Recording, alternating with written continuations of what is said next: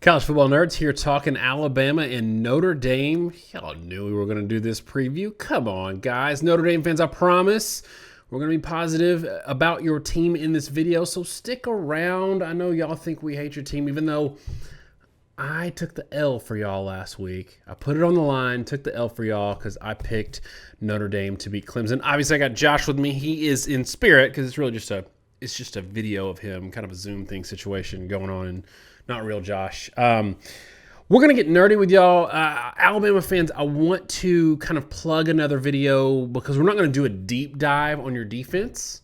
We did a deep dive on the defense versus Florida in another video, and also Clemson and Ohio State and Notre Dame fans that are watching these previews, y'all can watch that video too if you're curious about Alabama's defense. So if you're feeling it a little bit light on the defensive discussion, there's a whole video for you. All right, Josh. So I think that everybody is treating this game as a foregone conclusion, and I hate that because that does a disservice to the season that Notre Dame has had. And it's this thing that you and I talk about all the time. It's like all we remember is the last game. The recency bias thing is ridiculous. And make no mistake about it, Notre Dame was outclassed in that Clemson game, but I want to talk about the things. Obviously, you don't have a one-loss season without being a really good team. I want to talk about, to kick it out, out of the gate, give me some area or one area where you think if this is not a foregone conclusion, it's going to be because of X from Notre Dame or X from Alabama. So just to get us started, let's take the hypothetical approach that this is a close game in the fourth quarter. You're going to tell me now what Notre Dame is going to bring to the table that's going to make that happen. Let's go for it. The thing Notre Dame brings to the table is a very, very good defense. And I think something that gets a bit overlooked in like that last loss that's a little bit rough, Clemson didn't perform offensively any better. I mean, there's all this talk about Trevor Lawrence coming back, and that was Trevor Lawrence. Something we said in the preview, and I did pick against Notre Dame, but the reason I picked against them was I said, look, Clemson's going to be improved defensively.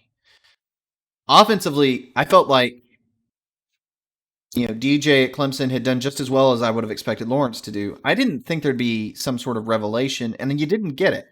I think there were, 33 points in regulation in the first matchup, 34 points this time.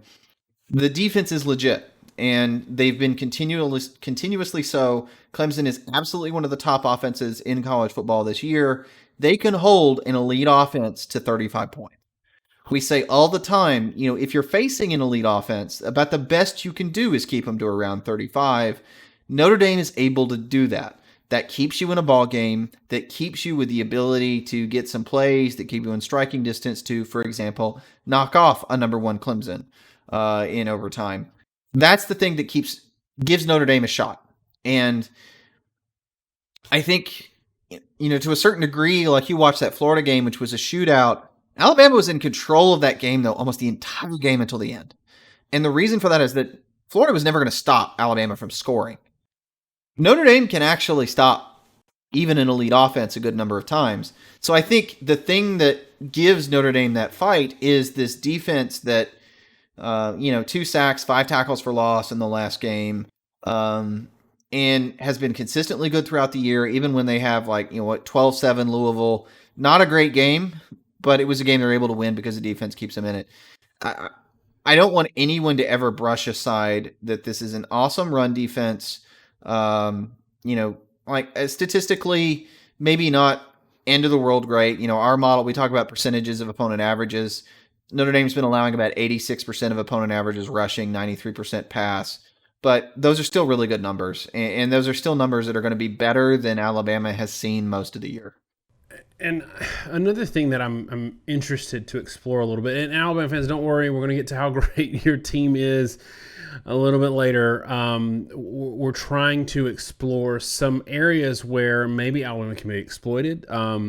We saw that Florida did score 46 on Alabama this Saturday.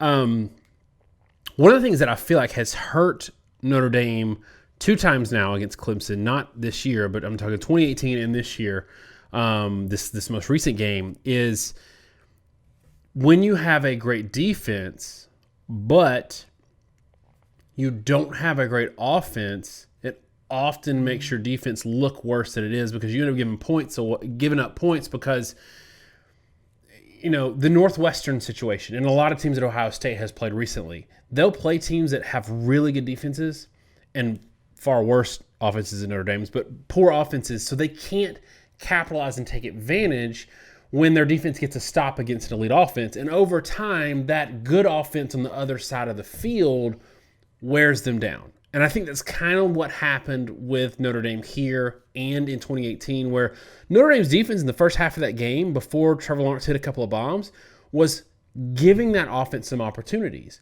We saw the quick change situation in this game where they got the interception early, had an opportunity to go up, 10-0, or even, with the missed field goal. I said at one point it could have been 17-17 after Clemson got going. In this scenario, without looking at Alabama's defense with the real critical eye that we just did, where they might be better than the numbers showed, is there a situation where they might match up a little bit better against Alabama than they did against Clemson because their offense theoretically wouldn't stall as much, which wouldn't put as much pressure on their defense to have to carry the team? And I want you to respond to that through the context of the fact that Clemson's offense is not as good as Alabama's. So I've said a lot here, but really setting it up and just kind of summarizing, is it better for Notre Dame that they might face a defense that isn't as good as Clemson's, even though they're facing an offense that might be a good bit better than Clemson? I get where you're getting at. And I think there's an argument for it, right? That we talk about stall points and break points a lot in our discussions and our modeling. There's a point in football where you stall. There's a point where you're just not getting enough yardage to be able to maintain offensive possessions, to be able to stay in the game. They kind of hit that in this last one. We always say 7.5 yards per attempt is about the point where an offense is working. And they were barely above that, 7.8 yards per attempt against Clemson. But they paired that with 3.3 yards per carry from Kyron Williams, only 1.5 yards per carry from the team. That's not getting it done. And because of that, they only run 58 plays in the game. Just couldn't really sustain drives, despite the fact that, Ian Book went 20 of 28, had a decent QBR, didn't throw any touchdowns, but reasonably efficient. But with no run game and with, just merely good, adequate passing production, it wasn't enough. I don't know that Alabama's as good defensively in a lot of ways as Clemson. There are places where Alabama's better, I think, in terms of downfield pass defense. If you're really vertical, Alabama's probably better than Clemson. Their corners and isolation coverage are probably... Surtain is potentially a top 10 draft pick. And they may have 2 or 3 first-round draft picks floating back there on the defensive side of the ball in the secondary. But they don't have the sort of disruptive front presence that Clemson does. And with Brazee and some of the guys Clemson's developed, I think in general their D-line's good. Alabama's D-line is not really elite. They've got a lot of depth. They probably are 3 deep at the D-line, so you can't wear them down, which is something that teams have had issues with. But they don't have, Quinn and Williams kind of guys. They're not there. There's no Jonathan Allen on this team. There's really not any guys like 2012 last time they played. They had some guys that were probably a little more impactful. And the reality of that is I think Notre Dame can run the ball better than they did against Clemson. I think that pairs with a passing game that may not be any more effective, but with some semblance of a run game, 7-yard completions are going to get you first downs and move the sticks because you're facing, where with Clemson there was a lot of 2-yard runs, 0-yard runs. If those become 4-yard runs, then a 7-yard pass gets you a first down. I think that's the reality for it. But, maybe this is sort of the point to turn it around a little bit. My concern is Notre Dame isn't very vertical in the first place. And the thing that gave Alabama fits a couple times this season is teams that were dynamic, fast, and vertical. Ole Miss gave them issues due to a lot of schematic complexity. Probably the most schematically complicated team to defend, maybe in the country in Kiffin's scheme. It's a lot of motion, eye candy, a lot of counters, very, very complicated defense to teach. Florida, Alabama pretty well figured a lot of that stuff out, but they struggled with the downfield talents and verticality. So we talked about efficiency, but I'm going to kind of turn it around a little bit. Notre Dame got a lot of credit for beating a highly ranked North Carolina. They did that a lot of ways. A lot of it was defensive, but they also did it with the fact that Notre Dame, they hit a long shot to McKinley. They did have some 20-yard plus passing plays, and they were kind of consistently sort of threatening. I felt like North Carolina on the back end. They were the same way in the Boston College game. I think Alabama's a lot better at that, and even in those games, like you look at North Carolina throughout the season. Notre Dame was 8.5 yards per attempt. The prior week, Wake Forest had gone 9.5. 2 weeks prior, Virginia had gone 9.5. Florida State went 10. Virginia Tech was 8.1. It's not really anything special in terms of vertical pass efficiency from the offense.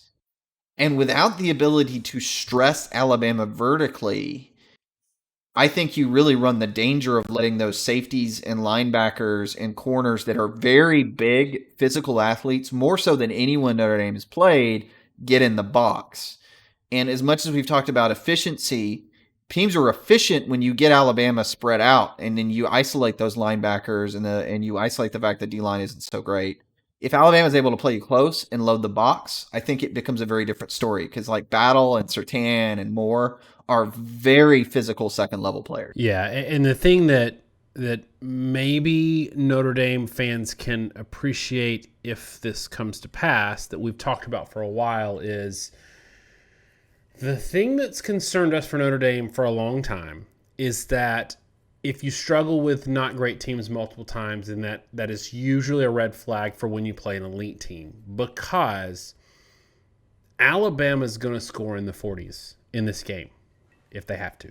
Clemson probably could have scored in the 40s in that game if they needed to. So with all of what we said about how Notre Dame, and I fully expect Notre Dame to do better offensively against Alabama than they did against Clemson, Notre Dame's going to score some points. But the problem here is Notre Dame's, yes or no, Notre Dame's defense can be a top 5 defense and Alabama still score 45. Yes. And that's the thing. That's the difference in modern college football that even Alabama fans are having a hard time getting used to is when you have an elite offense, it doesn't matter if you're facing an elite defense. They're still going to get theirs because of the way the game is set up now, because of the rules, because of everything. And so let's give Notre Dame the fact that they're going to have more offensive production, and I think they will. To me, part of it almost doesn't even matter because they're not going to have or they're going to need offensive production that can get them into the 40s. And I'm not sure that they can get there. So I want you to walk through the model and see what the data says, and we can digest that and talk about what we think about the data from that point. I want to remind Alabama fans and Notre Dame fans a couple of things. One, our model in the Alabama-Florida game was really good. I think it was 48-43. It ended up being a 6-point margin, 52-46. You can't do better than that with a computer, y'all. Come on. But also this huge disclaimer that we've had massive conference isolation all season long. So models, and I don't care what model, like ESPN's going to push FPI right now. FEI, none of these models know what to do now that teams are getting out of their conference bubbles where there's been major isolation. They don't know what to do with modeling cross-conference games. So that's the big disclaimer as Josh gets into the numbers on this is it's really hard to model this because we don't have a lot of connective tissue here. So Josh, get us into the model. Let us know what it says, and then we'll talk off of it. Yeah, and again, it was 48-43, the prediction for the Alabama-Florida game, which we foolishly didn't just pick the model in that game. Kind of wish I would have made a lot of money if I'd done that. I'll also say I think it did pick Clemson to cover versus Notre Dame. I don't remember that exact score. I can pull it up quickly. 41-28. So higher scoring. I think Clemson realistically could have scored 41 if they wanted to. Notre Dame obviously got held a good bit below that, but that's something about our model you should know is we don't plug in the current injury lineup, nor is there really a way to do that. And Clemson's defensive production at the end of the year was far better earlier in the year, so it's not shocking that it expected Notre Dame to score more than they did, given how much healthier Clemson is defensively. Now, turning to this model, like Daniel said, I'll put it a different way. When we do all this stuff, it's based off how your opponents did and how they did against everyone else. It's a per play model. It's purely relational. It's not like a power ranking thing. It's figuring out what your production should look like, how your production will translate against this team and these matchups, and kind of spit out a general idea of the game. And then based off your team and your tendencies and what you need to score, it then self-generates a scoring model for each team uniquely and places it. That works in the conference where you're all playing teams that have all played each other, and so it's all the same data set. There is not a single touch point between the ACC and the SEC. There's not a touch point between the Big Ten and the SEC. Every one of these models from any source cannot mathematically compensate for that. Anything you try to do will be based off recruiting rankings or some external factor that you have to put in and tweak your hand. I choose not to do that philosophically because we want this to be a baseline of if you both play your B+ game. And in this case, realize what it's really saying is assume that the ACC is perfectly equal to the SEC. And based on that assumption, and that assumption alone, it's going to tell you, based off how Notre Dame did in the ACC and how Alabama's done in the SEC, if the conferences are equal, this is sort of your average expected outcome. And I think the interesting thing is, even if you assume the conferences are equal, no SEC bias junk being thrown around, it's got Alabama 25 points better than Notre Dame right now. I don't think it's surprising. And I think what is more surprising is how some of the numbers shake out. Alabama, we talk about percentages of opponent averages allowed. So if another team averages 5 yards per carry and you allow them to get 4, you've allowed 80% of their average. Alabama does a better job in that statistic. Alabama is 77% of opponent rushing averages, 88% of opponent passing averages. Notre Dame is 86 and 93. I think there is a general feeling, especially out of the Florida game, that Notre Dame is a better defense than Alabama. And our model's opinion, based purely on how the two teams have done relative to what their opponents did in other games, its opinion is that Alabama is actually a better defense than Notre Dame. And it really is based on the fact that more than anything, Alabama's opponents throw the ball on average a lot better than Notre Dame's has. Notre Dame has not faced many good passing offenses. If you look at teams that are over 7.5 yards per carry, there have only been a few. Louisville, Clemson twice, and North Carolina. North Carolina, they shut down in the second half. Louisville, they shut down, obviously. And Clemson had pretty good production both times. Alabama's faced a decent number of good passing offenses in the SEC. It's very hit or miss, but there are a decent number that are pretty good. And Alabama's allowed a lower average as a result. And so it's not just the fact that Alabama's passing game is like 3 yards per attempt, significantly better than Notre Dame. There's something to be said that Alabama's a little more efficient in scoring than Notre Dame in the RPO scheme. And it's not just, our model, by the way, is not like linear yard per point kind of thing. It's more complicated than that. And it scales and changes based off if you hit certain thresholds. But the defensive advantage combined with the offensive advantage means you're looking at like 7.5 yards per play to about 5.5. And when you consider that Notre Dame's offense is more an old school spread, Alabama is a very modern RPO spread, that differentiates it even further, and you get to 48-23. And I know you're going to want to react to the model, and then I'm going to try to throw something back to you, Daniel, on this point. I think something you have to understand is Alabama and their RPO scheme and the stuff they run, it's not the same RPO they ran with Loxley. Alabama's offense is designed to do the RPO enough to force you out of keying the offensive line, to force you out of the traditional way of playing defense where the safety reads, run, pass, and collapses. The RPO makes you play flat-footed. And Alabama has the constant threat that if you don't play, reactionary football, you're going to get burned because you over pursue one way or the other. But once they get you flat-footed, then they just play dynamic spread football, and you're caught one-on-one with high-level athletes. And I think the difference between Notre Dame, who has to be extremely efficient against what will be high-level athletic play on Alabama's part, and Alabama, who's going to isolate Notre Dame's corners one-on-one, that's really what's going to cause this game to break open. And I'm going to give my pick right now. I think that it's funny because I don't know that the model is that crazy.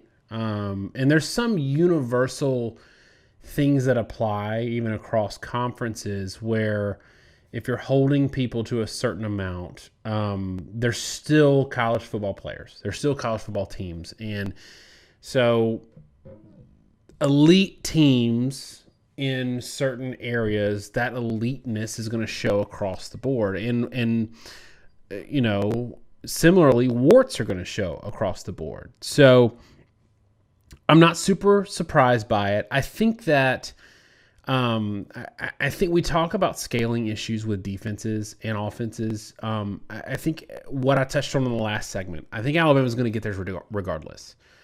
And in a lot of ways, even though Notre Dame's defense is a lot better than Florida's, I think Notre Dame's inability to score like Florida is going to give Alabama some opportunities, some short fields, punting in this game. If Notre Dame has to punt in this game, it's going to feel like a major loss just because they know what's on the other side. Alabama's got a better offense than Clemson. Alabama doesn't have a better defense than Clemson, but I don't know that Notre Dame has the ability to take advantage of it enough to win the game or make it truly competitive. I've got 43-23, which is right at the line. Line opened at 17.5, immediately moved to 20. I'm taking Vegas here, 43-23, and I want to say this, and I want you to kind of bounce off of this when you give your prediction.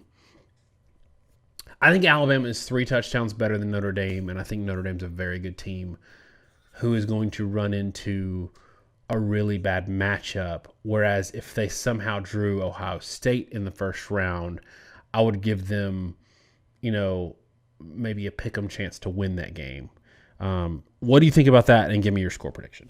I agree with it. I have this game 42-21, so not all that different from you. And I do think the issue is when I've watched Notre Dame in these Clemson games, the reason that they've lost is, and we saw it again a little bit early with North Carolina, their corners, when they've been challenged in isolation, have struggled a little bit. And frankly, they haven't played a lot of teams that are able to block them well enough to spread the field and throw it downfield. Alabama, even without their center, which Alabama fans want to gripe about that, you should realize that Notre Dame is also missing their starting center and has probably worse center issues than Alabama could possibly have in this game or has throughout the year. Notre Dame hasn't faced too many teams that can throw vertical. And the couple that have, North Carolina early and Clemson, really managed to exploit the corners a lot. I think that's a real matchup issue. And like you said, Alabama is probably not the team that you want to play super efficiency ball on offensively either, because just like LSU last year, for all their glitches, there's some freak talent back there.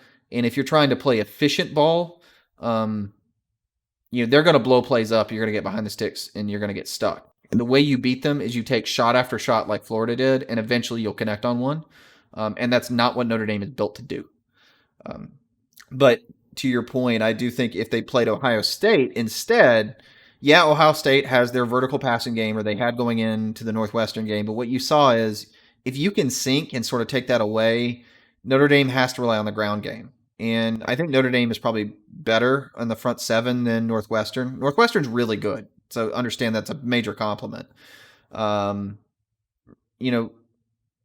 State really struggled, and they had to be super efficient, grind the field. And like we said in another video, the way you beat these high-power offenses is you make them slowly work the field. You drop your linebackers, never give away the cheap play. And like no, Ohio State got over 300 yards rushing, and that's going to happen. But what Northwestern did is they held them to 6 points in the first 3 trips in the red zone. Because when the field's compressed, the RPO goes away.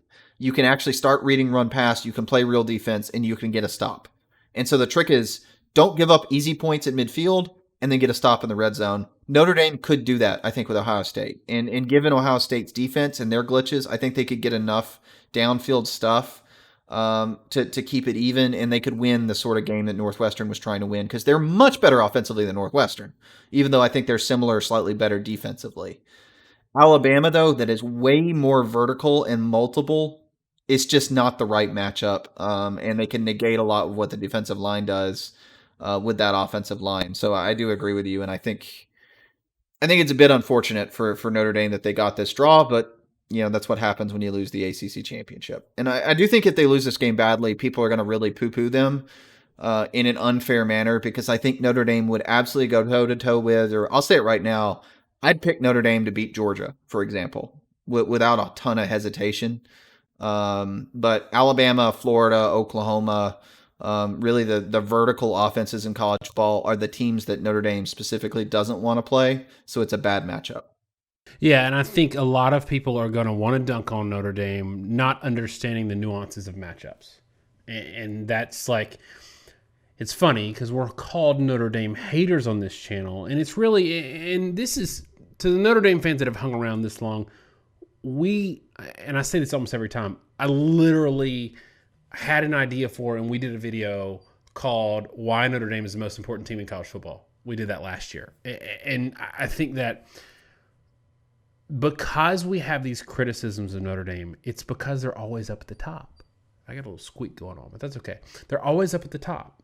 And so we're going to criticize you, or scrutinize you is a better word for it, because you're going up against these other teams. And if you're a little bit better or a little bit worse, we're gonna pick it out. And so against Clemson, you weren't there, and it was a matchup issue. Against Alabama, it's a matchup issue.